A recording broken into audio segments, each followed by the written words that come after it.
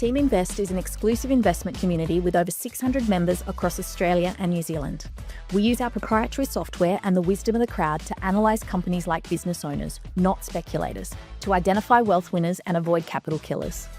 Our members expect an annual return of a minimum of 15 to 20%, with many of them achieving much more over the 18 years we have been running. At Teaminvest, we're about transferring our knowledge to the next generation of investors. Whether you have been raised with an awareness of investing or whether the family legacy begins with you, our goal is to educate and equip you with the knowledge and tools to build generational wealth. Welcome to the Emerging Wealth Winners series, a special three-part series showcasing standout companies from the Emerging Wealth Winners Conference. In this episode, Ausbiz's Kylie Merritt sits down with Rahul Guha, CEO of Fiducian, to discuss the company's integrated business model, growth strategy, and how it's navigating a rapid changing financial services sector. Fiducian Group, it was founded 30 years ago as a business offering both advice and funds management, which at the time was a relatively novel concept. Now, while that model became popular and then very unpopular, Fiducian has stuck to its guns, also adding platform administration to its arsenal. As the financial services industry continues to reshape itself, I asked Fiducian's Rahul Guha how he plans to remain competitive. Yeah, no, good question. So we have got three main lines of businesses: funds management, platform administration, and financial planning. So funds management happens to be a very scalable business for us, and it runs almost in an auto mode. So which means that as the enablement services, which is the financial planning, brings a client, if it's right for the client, it will get invested in our platform segment as well as funds management. So it's more of the triple play that we have got. So from one client that comes in, the revenue could be generated through financial planning, funds management, as well as platform administration. And that has been very much of a self-fulfilling kind of growth. What we are also focusing on is going beyond, Kyle, beyond the normal businesses that we have, but focusing also on the platform side of the business. And what we believe is that the scalability of our business, the core part of the business, comes from about 77 financial advisors. Last year, we were able to generate net inflows of almost about 450 million. Now that's coming from 77 financial advisors. Now how about if we take it more beyond to the entire market, that we could potentially target about 10,000 financial advisors through the platform business. And that's what we are very much working on, which is we launched an IFA platform called Auxilium, and through that we have been able to attract more of the new IFAs into our businesses, and that could really make our business grow more exponentially, Carl. So who are your direct competitors then in the listed space if you're working across all of those verticals? Yeah, so it would be very much easier if you were to go back 10 years or 20 years. But what's happened during this time is a lot of the bigger players, if not most of the bigger players, have either exited or in the process of exiting. So it's very hard to find a comparator currently which has got all segments of the businesses, which is financial planning, funds management, as well as platform, because most of the players have either totally disappeared or got rid of the part of their business segments. Now, one of the key trigger for this change in the industry has been the Royal Commission, which came in roughly about 2018, 2019. And one of the concern that, or the conversation that was in the industry was around vertical integration. Now, vertical integration in itself is not wrong, but so far the risks are managed properly. The vertical integration could have a lot of benefits for the clients as well. And what we need to make sure is all the risks are mitigated, and what we are doing ultimately is for the benefit of our clients. And through that, we are able to still produce a double-digit return through our companies, through the strategy that we have currently. So sorry, when you mentioned going from, was it 77 advisors to 10,000, yes. Is that's not Fiducian advisors, that's advisors using your platform? Absolutely right. So our main business, the core business that we have got is an integrated model. 77 advisors, our clients see one of those advisors. If it's right for the client, they may get recommended to the platform, and they may also get recommended to the funds. Now, we don't want to grow the 77 advisors to 10,000 advisors because advice part of the business. Well, there's only 10,000 advisors anyway. So. Exactly. So why don't we, if our system and processes are working so well, why can't we offer that process, that service level that we have through our platform to the outside 10,000? And we believe that although the financial planning is more of a quality game, but the platform is very much of a quantity game. If 77 advisors has written $434 million net inflow in last financial year, even if you're able to attract a part of the 10,000 advisors that's sitting outside, and even if they're writing a fraction of that, our total net inflows in the platform has got much more opportunities to grow much more significantly. Why would they move to your platform? Like, who are you up against? Yeah, again, a very good question. And I've been in Fiducian 13 years. I still get reminded I've been only here 13 years, even after spending 13 years. But my previous role was one in the Big Four. One of the Big Four that was on the platform business. And if you were one of the financial advisors, you will get paid your monthly payments, weekly payments. And for whatever reason, if you haven't got paid in that week, you'll pick up the phone and you'll talk to the call center. And then you'll get a number. And that number will say, in 30 days' time, someone will get back to you. Now, what happens during these 30 days? How do you put bread on the table? So the service, and that's how we try to distinguish ourselves, the service that we have got in our company, in our organization, what we believe is far superior compared to what the industry offers. So through that service model, we are able to carve out a niche market. And as some of our peers have grown, like previously, if you had maybe $40 million, $50 million, those platforms will come and talk to you. But as those platforms have grown very much, now no one is interested in the smaller players. So a sort of a vacuum has been created in the small space, and that's where we are filling in and making sure that we are able to attract those players through the quality service that we can offer them. You've talked about lifting your platform revenue. Is that lifting revenue per advisor, or is that lifting revenue then by bringing more advisors onto the platform, or is it both? It's a combination of both, as you rightly touched upon. So when we lift our advisors, we don't not only lift the revenue and platform, but it's 3 segments of revenue. We lift the revenue on the financial planning part of the business. We raise the revenue on the platform business, as well as we raise revenue on the funds management business. But there's only 77 advisors. We can grow it to 100, but as you said, we can't grow it to 10,000. So on the other hand, the 10,000 advisors that we are targeting now, so that's a pure platform revenue. Unfortunately, the revenue comes only once, as opposed to 3 times in our core part of the business. But fortunately, it's much bigger pond to play in, and the growth trajectory could be much larger, although it's a single sector of revenue. So what's your take, I suppose, on consolidation in the sector? There aren't very many kind of small advisory firms left. They're all being moved together. Are you an acquirer? Are you a potential acquiree? Yeah, it's a good dynamics. Reflecting back, again, maybe about 10 years back or 12 years back, we used to have the maximum number of financial advisors. It grew to about 26,000. And if you were to go back 5 years, you would have 67-70% of the market really held by the Big Four banks and 2 other major players. And today, fast forward, we have got about 16,000, and the ratio has really reversed. So today, about 2/3 of the market is really the smaller players. So what we have seen happening over the years, it's a very, very hard business to grow to a number of 500, 1,000, 2,500.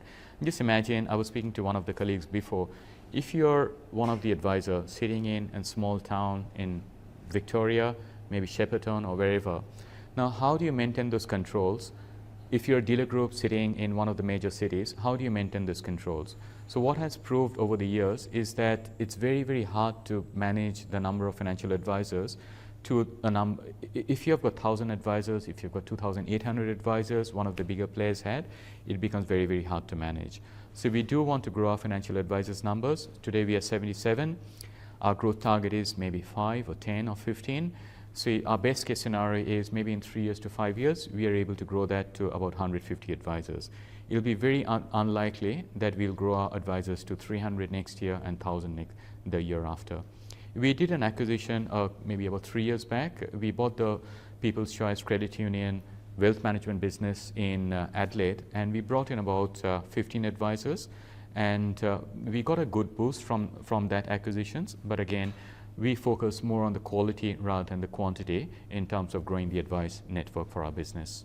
Okay, I want to ask you about the quality of advice review, which is all about sort of simplifying the process for retail investors, if you like, and lowering the costs, and potentially disrupting that one-to-one service model. Are you in the market to kind of address that mass market model, or are you happy to let sort of other people do that and you focus more on the higher margin one-to-one relationships? It's an interesting angle. Now, if you were to look at how much fees the clients are paying, in Australia, the average is roughly about $4,200, $4,300. Now, if you ask one of the clients how much they want to pay, the currently advised members, they want to pay $900. So there's a huge gap between what they're currently paying versus what they would like to pay. Now, industry funds, they have got much lower balances, about 25,000, 30,000, 50,000. Now, if someone has got 25,000, if someone's age is maybe about 25 or 19, just starting on the industry, how much advice do they need? And a lot of the low-cost providers, what they're providing, what they call advice, is really product selector. So they are asking some basic, simple questions, and they're saying you invest in product A or product B. What we believe is advice is much more holistic. An advisor needs to understand the client. They need to understand how the client's health circumstances are, how many family members they have, what their goals in life is, when they want to retire, have they done their wills, have they got any disabled children, have they got everything sorted out. So that's much more of a broader spectrum. So there'll always be areas where people are just starting on their life, and the need for advice is much more limited, in which case a simple product selector could suffice their needs. But there also be circumstances where a client needs holistic advice. And as the industry is grappling through, we are also looking at different options and strategies. As a matter of fact, we are using AI in our business as well, and we are trying to see how we can cater to some of the advisors who have got lesser needs, and how we can provide them the service without spending the amount of time and effort that would be required for a holistic service. Two more questions. The ASIC action, which sort of came up quite recently. Now, it was actually against a fund of which you were the responsible entity, effectively accused of greenwashing. But I think the most important thing is to look ahead, and can you, were there lessons learnt out of that? Can you assure investors that your processes have been tightened in the wake of that? Absolutely. Hindsight is always a 20/20 vision. Now, this fund, we had roughly about $15 million. The fund was started about 9 years back. And in the context of things, we have got total about $5.5 billion funds under management. So $15 million. This fund was shut down in May 2024. 158 clients, all of their money has been returned. Not a single member has lost their money through our fund. About 86% return over 9 years, 7.62% annualized returns. And we have been very proud that no one has lost money. Now, we are a multi-manager, which means that we don't select stocks, but we employ other fund managers to select the stock for us. This fund had 2 underlying managers, and all the investments we were given to understand, and the fund managers stand by their assertions that all the conditions on their funds have been met. Now, this matter is the ASIC has taken this matter to court, and we are working on the background together with ASIC to make sure that we can resolve this. Now, again, you raised a good point. That is there any learning for us? And the truth is that if the way we worded the PDS in hindsight, maybe we could have worded it slightly in a different ways. And we need to make sure that all of the other PDSs that we have got, all of the other funds that we have got, we need to make sure that there's no such loose wordings. So essentially, this PDS is very much aligned with the other PDSs, but only the ESG aspects of this, that's something that in hindsight we could have done differently. What is the Fiducian story? What do you, when you're out at a function like this and investors are coming up, and what sort of questions are they asking you, and what is the story that you tell them that they might potentially be investing into this business on the back of? We exist only because of our clients. Everything that we do, we have to put our clients first, because without clients, we don't have a business. So what we believe is that a lot of our peers, unfortunately, have tried to cut corners, have unfortunately prioritized the needs of either the shareholders or the organizations, other stakeholders. And that's really what our core values are, which is the integrity, trust, and expertise. So through that, what we believe is that if you're looking after the clients, then the benefits will come automatically. The story for the investors are really the model that we have got. Just imagine you're one of our clients, or maybe your parents are one of our clients, and who's looking for some advice. Now, when you come to us, we provide you advice, we get a fee from you. Now, if it's right for you or your parents who could come as a client, they may get recommended to a Fiducian platform, and we charge a fee from there. If it's right for the clients, they may get recommended to the Fiducian funds as well. So through that, the model that we have been able to develop over time, we are able to get a triple play from a single client. So a $1 million client is effectively $3 million for us.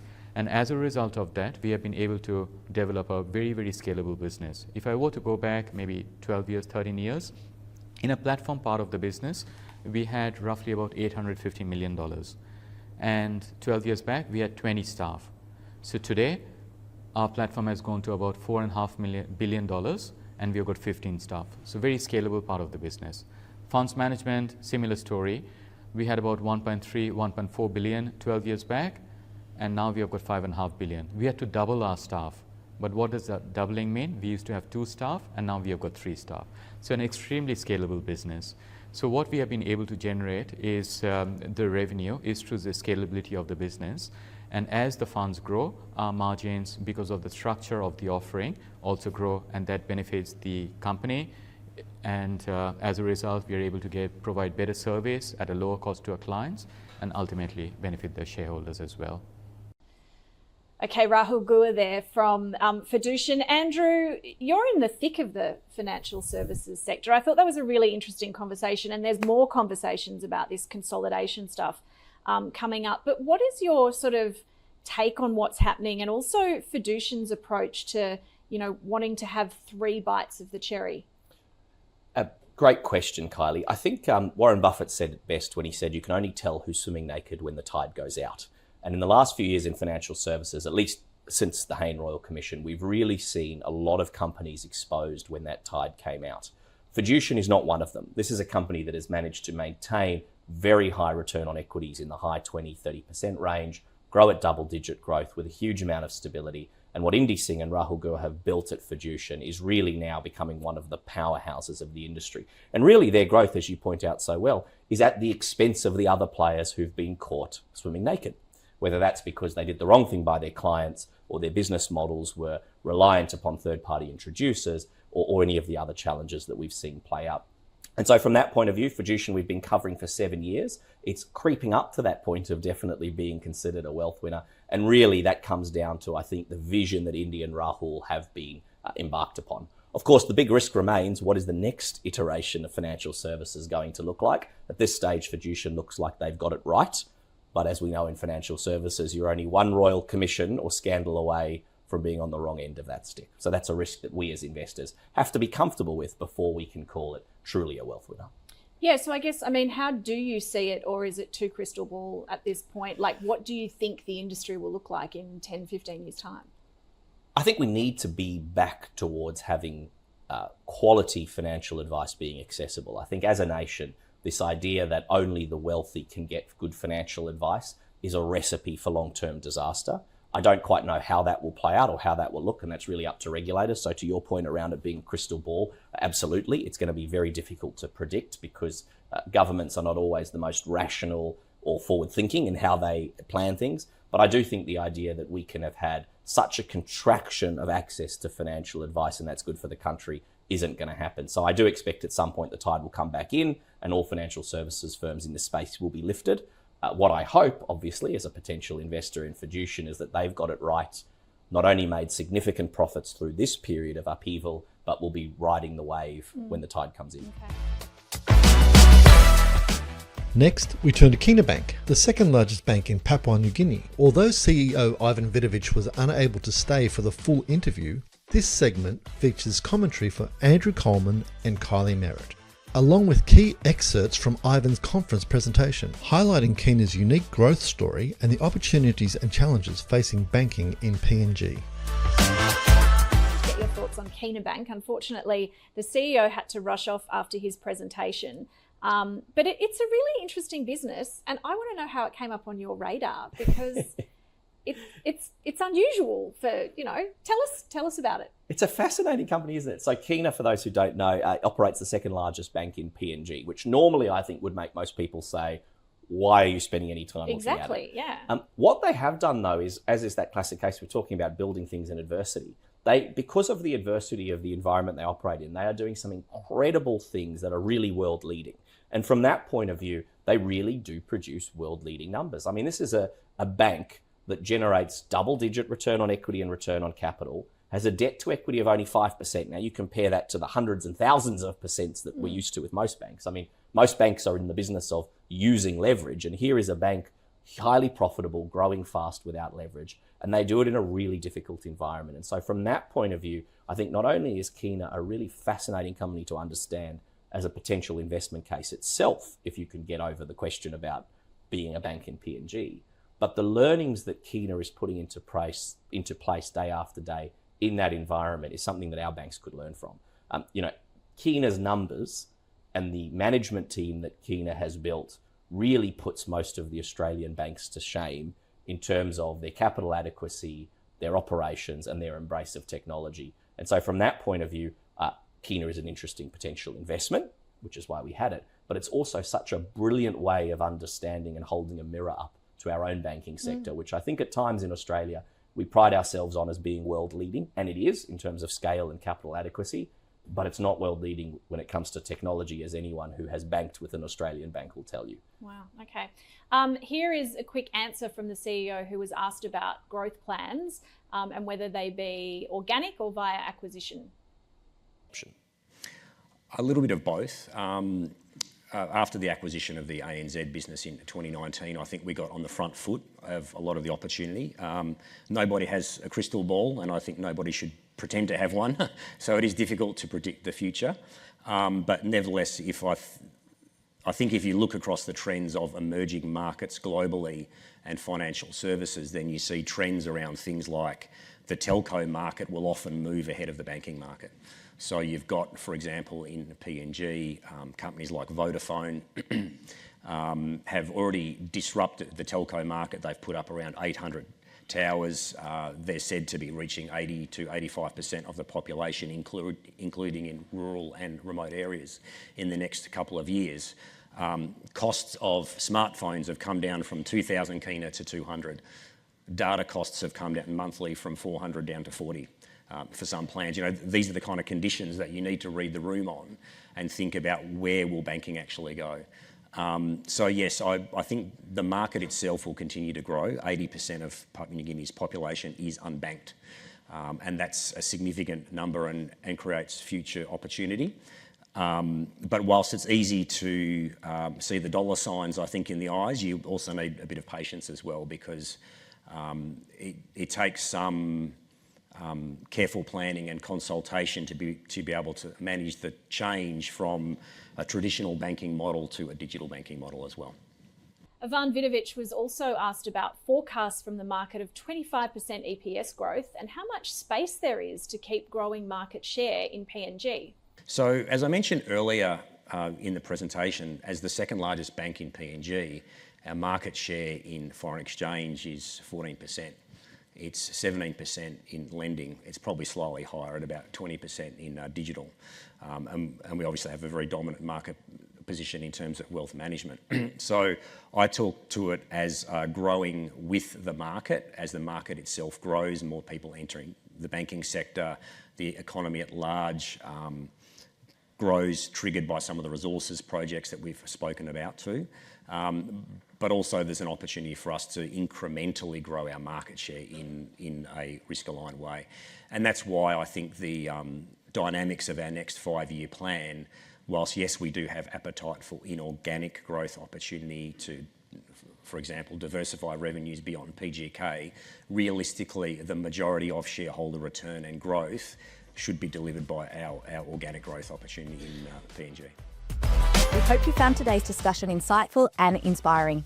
If you know anyone else who could benefit from hearing this episode, please hit the share button and pass it on. If you'd like to learn more about Teaminvest or our unique investment approach, visit us at teaminvest.com.au. And please don't forget to subscribe to the podcast for more episodes. Until next time, stay informed, stay invested, and keep building wealth.